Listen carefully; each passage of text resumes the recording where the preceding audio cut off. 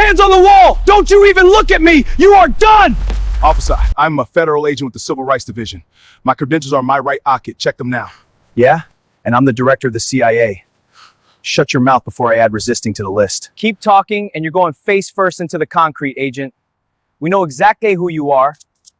I'm giving you one chance to follow protocol. Look at the ID. If you cuff me, you are ending your careers now. Cuff them. I'm sick of hearing them lie. Against the wall. Do it now. Those 4 words usually mark the end of a chase. But on this Tuesday afternoon, they were the beginning of a federal catastrophe. Officer Miller and his team thought they were bagging a high-value target in a quiet suburb.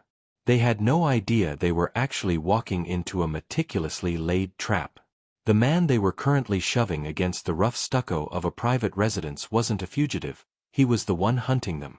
Within 6 hours, the roles would completely reverse. This 13:42 p.m. arrest would lead to a full-scale FBI raid on the ICE field office, the disarming of an entire shift of officers, and a $2.5 million settlement that would leave the city's legal department in shambles. But before we look at the fallout, we have to ask the question that's going to blow up the comments. If an elite federal agent can't even stand in his own yard without being assaulted, what hope does the average citizen have? Drop your thoughts below, we need to talk about this one. February 4th, 2026. 1:35 p.m. The sun is high, and the neighborhood is eerily still. David, a 36-year-old black male, steps out of his front door. To the neighbors, he's just the quiet guy in 4B who keeps his lawn tidy. He's wearing a plain black t-shirt and athletic shorts, the universal uniform of a man off the clock. But David is never truly off the clock. As a senior special agent with the FBI's Civil Rights Division, his day off is actually day 90 of a deep cover sting. For months, reports had been flooding the Bureau about a specific ICE snatch squad operating in this district, officers who allegedly bypassed warrants and used excessive force. David isn't just standing there, he's a walking crime lab. Beneath the collar of that black tee is a military-grade microphone. Sitting in his truck is a 4K dashcam disguised as a plastic toll pass, positioned perfectly to capture the kill zone in front of his house. At 1:41 p.m., a blacked-out SUV rounds the corner on 2 wheels, jumping the curb. 3 officers pour out like they're breaching a compound. Officer Miller, the Alpha, 10 years on the force, leading the charge with his face twisted in a snarl. Officer Vance, the Muscle, younger, bigger, reaching for handcuffs before a word is spoken. The third officer, the Recorder. He stays 5 feet back, his tactical vest high. On his chest is the primary ICE bodycam, the lens that is supposed to provide the official narrative. At exactly 1:42 p.m., the violence starts. Miller lunges, grabbing David by the neck. Vance slams into David's side, pinning his arms. The third officer keeps the camera steady, documenting what they believe is the subduing of a suspect. Officer Miller, hands on the wall. Don't you even look at me, you're done. David, FBI agent, officer. I am a federal agent with the Civil Rights Division. My credentials are in my right pocket. Check them now. Officer Miller, chuckling. Yeah? And I'm the director of the CIA.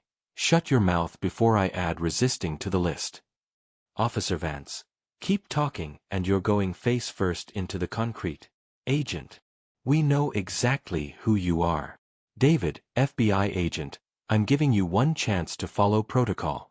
Look at the ID. If you cuff me, you are ending your careers. Officer Miller, cuff him. I'm sick of hearing him lie. As the metal ratchets of the handcuffs click shut, a silent signal is sent from the transmitter in David's pocket. The trap has snapped. These 3 officers have just documented a felony civil rights violation in 4K resolution. Miller leans into David's ear, a smirk visible on the third officer's high-angle footage. You can be the King of England for all I care, Miller whispers. You're going in the back of the cage. The countdown to their professional execution has officially begun. The click of the handcuffs was the last sound of the old world for officers Miller and Vance. To them, it was the sound of a job well done. To the surveillance team watching 3 blocks away, It was the sound of a federal indictment being signed in real time. It is now 1:45 p.m.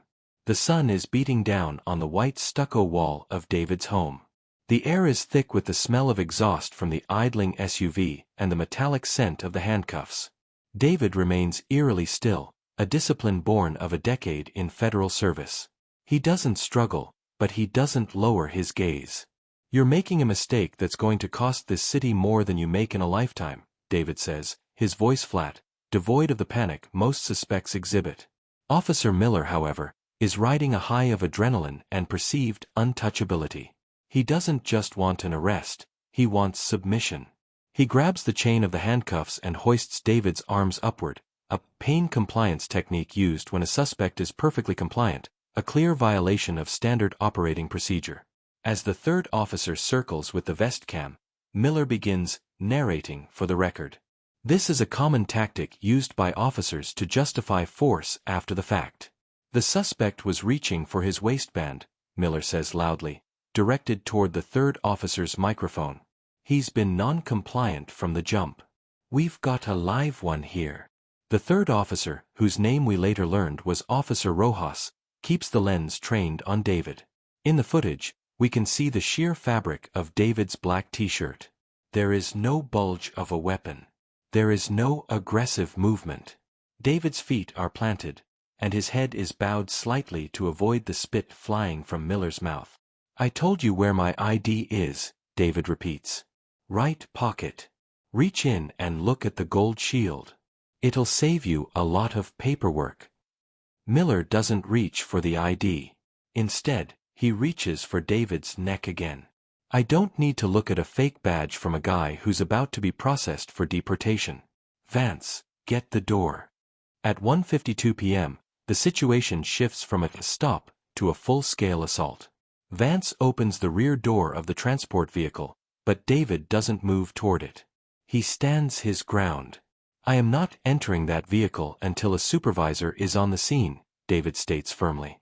"This is the trigger." Miller loses the last of his professional veneer.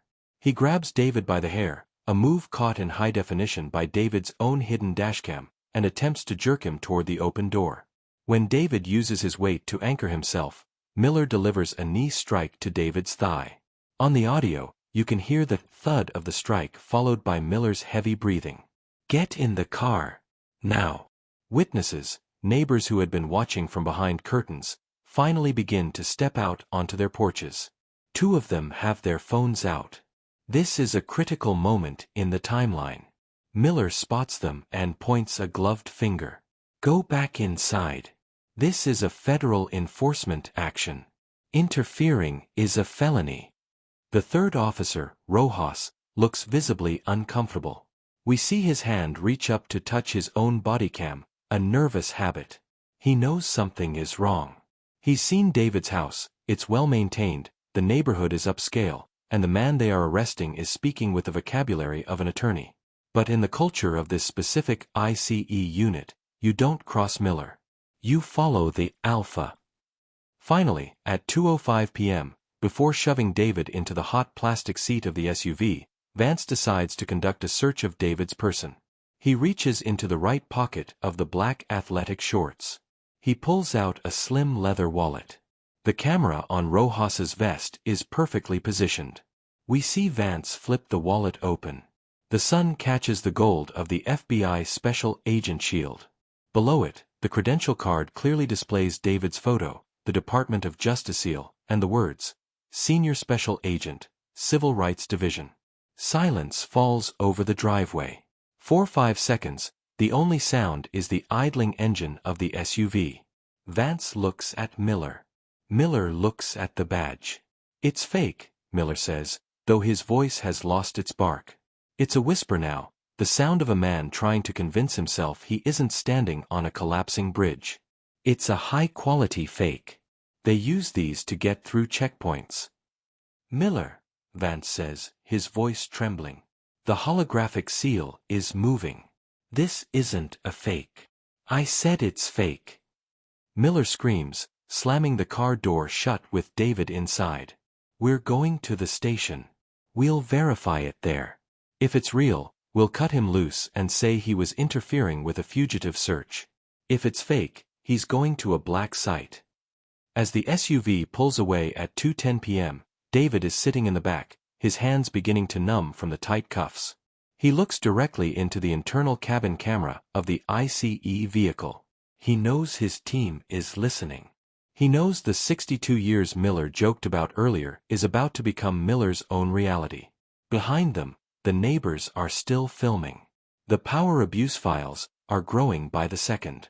And back at the FBI field office, a tactical team is already beginning to gear up. They aren't going to call the ICE station. They aren't going to ask for a supervisor. They are going to launch a rescue operation for one of their own. Miller thinks he is taking a prisoner to jail. In reality, he is delivering the star witness and the evidence directly into the heart of his own precinct, where the final act of his career will play out under the glare of federal spotlights. The interior of the ICE transport vehicle was a tomb of silence, broken only by the rhythmic clicking of the turn signal. It was now 2:30 p.m. David sat in the back, the plastic molded seat digging into his spine. He didn't shout. He didn't plead. He simply watched the back of Officer Miller's head through the reinforced steel mesh. Miller was driving too fast. His hands were white-knuckled on the steering wheel. Beside him, Vance was frantically scrolling through a database on the dash-mounted laptop, trying to find a David that matched a fugitive profile, anything to retroactively justify the blood on the stucco wall. "Nothing," Vance whispered, closing the laptop. "Miller, he's not in the system. If that badge is real, we just kidnapped a federal." "Shut up," Miller snapped. "He's a civilian till I say otherwise. We get him to processing. We strip search him. We break his rhythm. By the time legal catches up, he'll have signed a statement saying he tripped into the wall." At 2:45 p.m., the SUV pulled into the secure sallyport of the ICE field office. This was Miller's home turf, a place where the cameras had blind spots, and the supervisors were old friends. The third officer, Rojas, stepped out first. His bodycam, the one mounted on his vest, captured the transition from daylight to the flickering fluorescent hum of the garage. He looked at David as Vance pulled him out of the car. David's wrists were swollen, the metal teeth of the cuffs buried deep into his skin. "Last chance," David said, his voice echoing in the concrete garage. "The surveillance team has been live-feeding your audio since the driveway. If you unlock these now and call your SAC, you might only lose your jobs. You keep going, and you're looking at a civil rights racketeering charge." Miller didn't answer. He grabbed David's arm and marched him toward the holding cells. The reveal didn't happen with a dramatic shout. It happened with a phone call. At 3:15 p.m., while Miller was filling out an arrest report, falsifying the details to claim David had swung at him, the precinct's main line began to light up. Then the captain's private line. Then the emergency dispatch. The captain, a man named Henderson who had spent 20 years ignoring Miller's excessive tendencies, walked out of his office. He looked pale. He walked straight to the booking desk where Miller was smugly typing. "Miller," Henderson said, his voice trembling. "Who did you bring in 20 minutes ago?" "Just a local agitator, cap fake ID, resisting, the usual," Miller replied without looking up. "Miller, look at me," Henderson hissed. "The regional director of the FBI is on the phone. He says you have one of his senior agents. He says if David isn't standing on the front curb in 60 seconds, he's sending a SWAT breach team to open the doors." The sound of Miller's typing stopped. The entire room went cold. Rojas, standing by the water cooler, instinctively reached for his vest cam and turned it off. But it was too late. The data had already been uploaded to the cloud. At 3:22 p.m., the heavy steel doors of the sallyport didn't just open, they were overridden. 4 black SUVs screeched into the garage, blocking Miller's cruiser. A dozen men in tactical vests with FBI in bold yellow letters poured out. They didn't come with questions, they came with primary weapons drawn. Leading them was a woman in a suit, Assistant Special Agent in Charge, ASAC, Sarah Jenkins. She didn't look at the captain. She didn't look at the guards. She walked straight to the holding cell area. Miller. Vance. Step away from the cage, she commanded. Miller stood his ground for a fraction of a second, his hand hovering near his sidearm, a habit of a man who thought he was the highest authority in the room. "This is my precinct," Miller yelled. He was interfering with an active. He was on a sanctioned DOJ sting operation, and you just handed us the rope to hang you with, Jenkins interrupted. Disarm them. Now. The climax reached its peak as the FBI tactical team moved in on the ICE officers. In a humiliating reversal of the scene at the gas station, Miller and Vance were forced against the very booking desk where they had been mocking David minutes earlier. The FBI agents didn't use pain compliance. They used clinical, overwhelming force. Miller's service weapon was stripped from his holster. His badge was unpinned from his shirt and tossed onto the desk like a piece of trash. David was led out of the cell. Azak Jenkins herself unlocked the handcuffs. David didn't look relieved. He looked like a hunter who had just watched the trap close. He rubbed his wrists, looked Miller directly in the eyes, and spoke the words that would haunt Miller for the next decade. "I told you to check the ID, Miller. You chose the 4K recording instead." As David walked out of the precinct, the FBI team began cordoning off the office. They weren't there to pick up a colleague. They were there to seize the servers, the hard drives, and the personnel files. The police ICE station was no longer a law enforcement building, it was a crime scene. The look on Miller's face as he realized he was now the one sitting on the back of the cage was captured by a witness's phone through the glass doors. It was the face of a man who realized that for the first time in 62 years of this department's history, the law had finally come for the lawmen. The silence that followed the FBI raid on the ICE field office was louder than the sirens. By 7 p.m., the building was a ghost town of bureaucracy. Every computer tower had been bagged, every filing cabinet sealed with federal evidence tape. But for the men involved, the nightmare was only just beginning. The fallout was as swift as it was surgical. Because the entire encounter, from the first against the wall to the final knee strike, was captured on 3 separate high-definition sources, there was no room for the usual he said, she said, defense. Officer Miller, charged with felony deprivation of rights under color of law, aggravated assault, and kidnapping. Because David was a federal agent on active duty, the charges carried mandatory minimums. Miller was sentenced to 22 years in federal prison. Officer Vance pleaded guilty to conspiracy and falsifying official reports in exchange for a lighter sentence. He received 8 years and a permanent ban from any form of law enforcement or security work. Officer Rojas, while he didn't lay hands on David, his failure to intervene and his attempt to hide his body cam footage cost him his career. He was terminated immediately and received 3 years of probation for misprision of a felony. The $2.5 million receipt. The city didn't even attempt to fight the civil suit. The evidence was too damning. The $2.5 million settlement was reached in record time, just 6 weeks after the incident. But it wasn't just about the money. The Department of Justice issued a consent decree over the entire local ICE field office. This meant that for the next decade, every single warrant, every traffic stop, and every enforcement action would be audited by a federal monitor. The culture of the snatch squad was dismantled, and the captain who turned a blind eye was forced into an early, disgraced retirement. This case, documented in the 1342 timestamp of the power abuse files, became a landmark study in police training academies across the country. It serves as a chilling reminder of the blue wall of silence, and what happens when it meets the immovable object of federal oversight. As we look back at the footage of David standing against that stucco wall, we see more than just an arrest. We see the exact moment a group of men forgot that their badges are a loan from the public, not a shield from the law. David returned to the field 6 months later, though no longer undercover in that neighborhood. He often says that the physical bruises healed in a week, but the memory of being told his credentials were fake by men holding guns is something that never truly leaves you. It forces us to ask, if this is how they treat a man with a gold shield and a federal pedigree, How are they treating the people who don't have a surveillance team watching over them?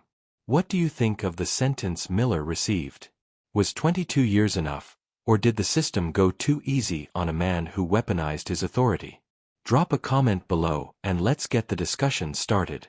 If you found this breakdown insightful, make sure to hit that subscribe button and turn on notifications. We're going deep into the archives every week to bring you the truth behind the body cam.